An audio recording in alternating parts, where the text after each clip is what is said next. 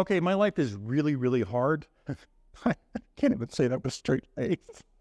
We're shooting on the Viltrox 40mm f2.5. This is a $158 lens on the Nikon ZF. Let's see how it does. Honestly, I'm just never a huge fan of third-party lenses in this realm or, for autofocus kind of systems. I know there's a lot out there, and I know there's good ones, and I know it's unfair to, just blanket them and say, just not a fan. On the other hand, I shoot the Voigtlanders all the time. That's a third-party lens, and absolutely love them. So when Viltrox reached out an email, my first return email was, hey, I tried one of your lenses on the Fuji system, and I hated it. In fairness, the second lens I tried on the Fuji system I liked. But this was years ago. So, there's like, look, we'll send it to you. It's yours. Do what you want. If you like it, do a video. If you don't, fine. Which I think is pretty ballsy for a company, and they should have, they must have a lot of confidence in this lens or their lenses to be able to do this. So I didn't look anything up. I forgot about the email. The lens came in the mail. I put it on the camera. I was really impressed with the size and weight. It does have a metal mount. It's a bare bones, just straight out lens. It's 40mm f2.5. So before even shooting it, and after putting it on the camera, my first question is, why would I want a 2.5 versus the f2 that I get with the Nikon? The 40 f2 with the Nikon is a really nice lens, but I'm going to try this lens. So I called the girls in, Megan and Hannah, and said, hey, let's do a shoot. I want to try a lens.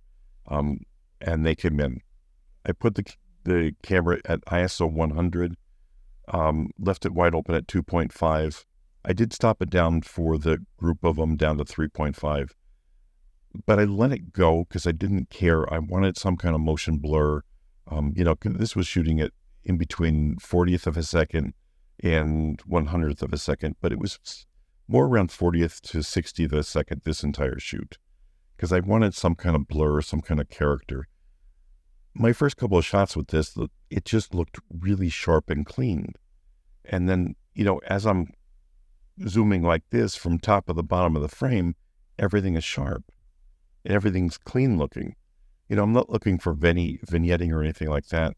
And I really don't have anything in studio to look for chromatic aberrations. There's some shiny boots or belts and so forth. And I didn't see any there, but nothing really out of the ordinary. Overall, I'm going to say this is a great little lens. And, what really surprises me is I'm thinking more about putting this in my bag over the Nikon 40mm, which, that really surprises me, because the aesthetics of the 40mm f2, works better with the camera. But I didn't mind this on the ZF at all because it doesn't look bad. It's a more modern looking lens, but it shoots so clean. The autofocus was fantastic. And I think this is a bit sharper than the 40 f2. At this point, I'm thinking, okay, I'm looking at these images and I just start doing this video. And I figured I better find out what the price is, which, that's when I looked up the price and it was $158. That to me is shocking. And believe me, I made my decision on this lens. So it was never a choice of, for $158, this is really good. I'm going to say right out, this is a really good lens. Oh, and it's $158. I think that's a little bit fairer for this lens because it really is a genuinely great little lens for the Z system. Anyway, thank you, Viltrox, for giving me the opportunity to try this. I really appreciate it, and I absolutely love this lens.